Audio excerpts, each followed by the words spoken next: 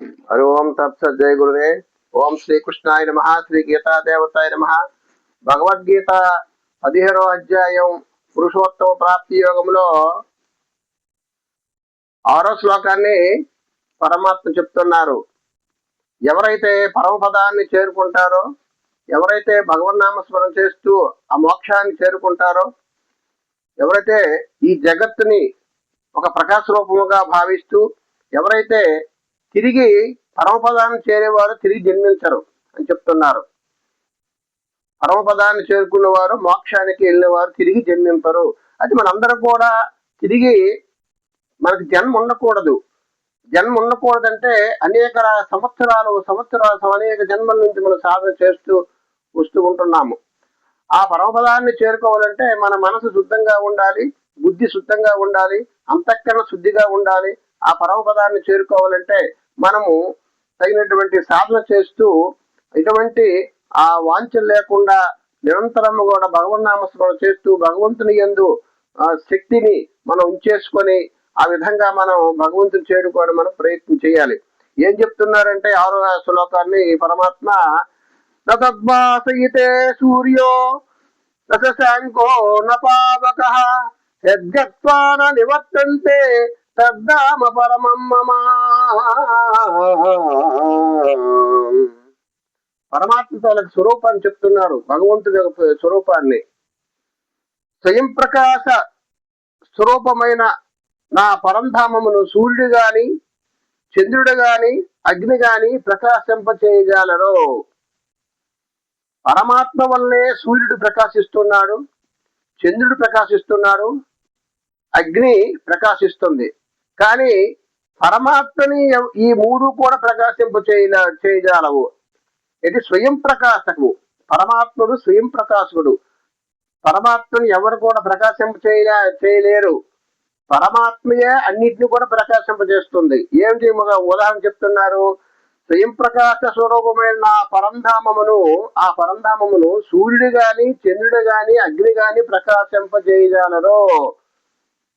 ఈ మూడిటికి పరమాత్మయే ప్రకాశింపజేస్తుంది. కానీ పరమాత్మని ప్రకాశింపచేసేవాడు ఎవడు లేడు.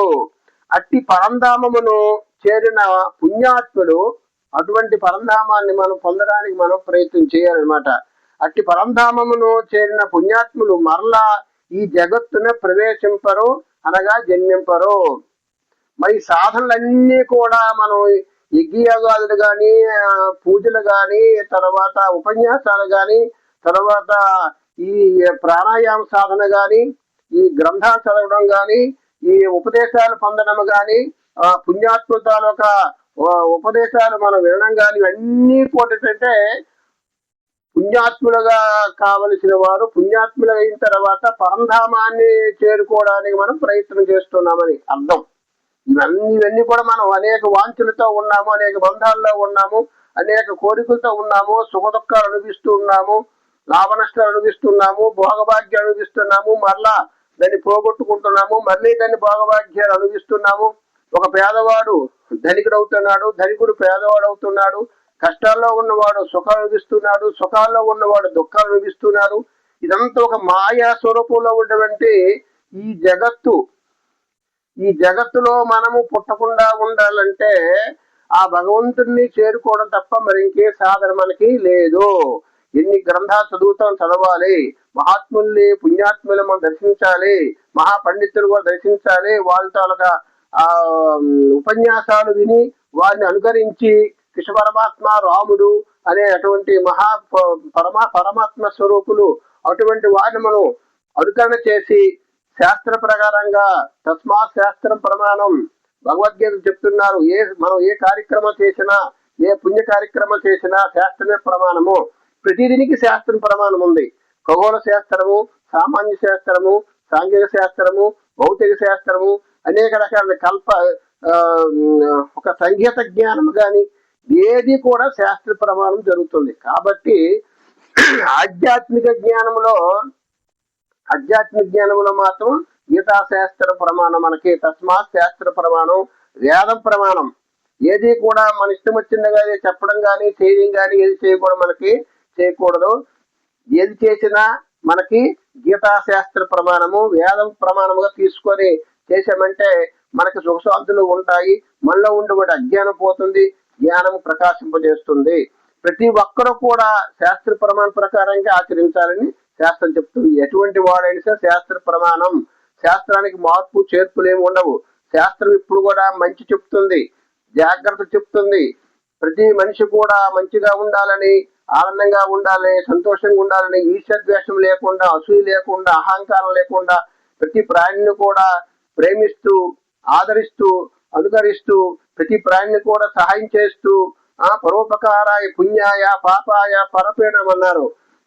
పరులకి ఉపకారం చేయడమే పుణ్యము, పరులకి ద్వేషించడం అపకారం చేయడమే పాపము. ఈ పాప పుణ్యాలు కూడా అత్యంత సారాన్ని తెలియజేశారు. కాబట్టి మనము ఏం చేయాలంటే పరమపదాన్ని చేరుకోవాలంటే తను తెలుసుకొని భగవంతుణ్ణి మనం ప్రార్థిస్తూ నేనెవరు, ఈ ఆత్మ ఏమిటి, ఈ పరమాత్మ ఏమిటి, ఈ తాలూకా సమాజం ఏమిటి, మనం ఏ విధంగా అయితే పరమపదాన్ని చేరుకోవడానికి మనకి కొన్ని మార్గాలు ఉంటాయి. ఆ మార్గాలు మనం తెలుసుకొని సాధన చేస్తూ నిరంతరం కూడా ఆ అభ్యాస వైరాగ్యం అన్నారు.